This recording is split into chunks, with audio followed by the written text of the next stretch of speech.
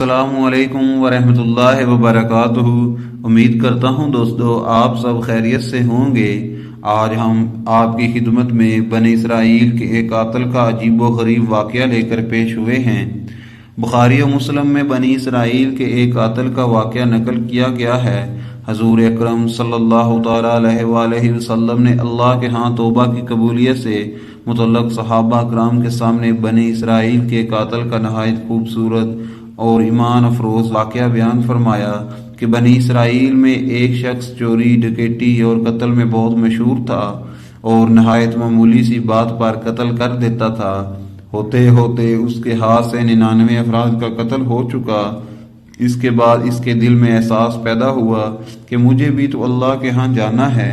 چنانچہ یہ فکر بڑھتا رہا اور لوگوں سے معلومات کرتے ہوئے سرکدہ پھرنے لگا کہ کیا میری توبہ قبول ہو سکتی ہے یا نہیں۔ کسی عالم شخص سے ملاقات کی، فکر ہوئی کہ معلوم کیا جائے کہ ایسے شخص کی توبہ قبول ہو سکتی ہے یا نہیں۔ اسی حوالے سے لوگوں نے ایک عابد شخص کے پاس جانے کا مشورہ دیا۔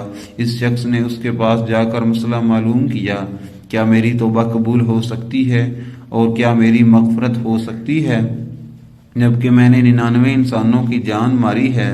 تو اس عابد شخص کو اس مسئلے کے بارے میں زیادہ معلوم نہیں تھا، تو اس نے اپنی عقل سے قیاس آرائی کی کہ جو آدمی 99 انسانوں کی جان مار سکتا ہے اس کی مغفرت کہاں سے ہوگی۔ چنانچہ اس نے کہہ دیا کہ تیری توبہ قبول نہیں ہوگی۔ تو اس شخص نے غصے اور جلال میں آ کر اس کو بھی قتل کر کے 100 کا حصہ مکمل کر دیا۔ جبکہ میری توبہ قبول نہیں ہونی تو تجھے بھی ختم کر کے 100 پورے کر دیتا ہوں۔ چنانچہ اس نے 100 کا حصہ مکمل کر دیا، مگر اس کے دل میں پھر بھی یہ خیال تھا کہ میری مغفرت کی کوئی نہ کوئی شکل ضرور موجود ہوگی۔ اس لیے اس نے لوگوں سے پھر معلومات کا سلسلہ جاری کر دیا کہ روئے زمین میں سب سے بڑا عالم کون ہے، وہی میرے مسئلے کا حل بتا سکتا ہے۔ آخر لوگوں نے اس کو بتلایا کہ فلاں جگہ ایک عالم رہتا ہے، اس سے جا کے معلوم کرو۔ چنانچہ اس نے اس عالم صاحب کے پاس جا کر اپنی زندگی کی ساری کارگزاری سنائی اور 100 آدمیوں کو کس طرح سے قتل کیا سارا کارنامہ سنا دیا۔ معلوم کیا کہ اب بتلائیے کہ میری توبہ قبول ہو سکتی ہے یا نہیں ہو سکتی۔ کیا اللہ کے ہاں مجھ جیسے گناہگار کے لیے بھی مغفرت کا کوئی خانہ ہے؟ تو اس عالم صاحب کو چونکہ یہ علم تھا تو اس لیے بتلایا کہ تیرے گناہ معاف کرنے میں اللہ کے ہاں کوئی رکاوٹ نہیں۔ اللہ کی رحمت کا سمندر تجھ جیسے گناہگاروں کے گناہوں سے بہت بڑا اور بہت وسیع ہے۔ چنانچہ اس عالم صاحب نے اس میں مشورہ دیا کہ تم فلاں جگہ سفر کر کے جاؤ، وہاں کچھ اللہ کے بندے رہتے ہیں، ان کا مشغلہ صرف اللہ کی عبادت ہے، ان کے ساتھ مل کر اللہ کی عبادت کرو اور نادام ہو کر اپنے گناہوں کی معافی مانگو، انشاءاللہ تمہاری مغفرت قبول ہو جائے گی۔ جب اس شخص نے آدھا راستہ طے کر لیا تو ملک الموت آ گئے۔ اب اس کی روح لے جانے کا مسئلہ کھڑا ہوا۔ آسمانوں سے رحمت کے فرشتے بھی آئے اور عذاب کے بھی۔ رحمت کے فرشتے کہنے لگے اس کی روح لے جانے کا حق ہم کو ہے، اس لیے کہ یہ سچے دل سے تائب ہو کر عبادت کے لیے جا رہا ہے۔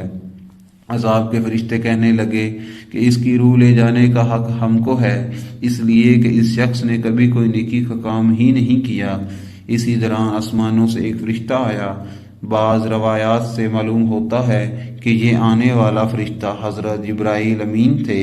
چنانچہ اس فرشتے نے تشریف لا کر ان دونوں طرح کے فرشتوں کے درمیان یہ فیصلہ کیا کہ دونوں طرف کی مسافت ناپ کر دیکھ لو، جہاں سے آ رہا ہے اس کی مسافت قریب ہے یا جہاں جا رہا ہے وہاں کی مسافت، لہٰذا جہاں کی مسافت قریب ہو اس شخص کو وہاں والوں میں شمار کیا جائے گا۔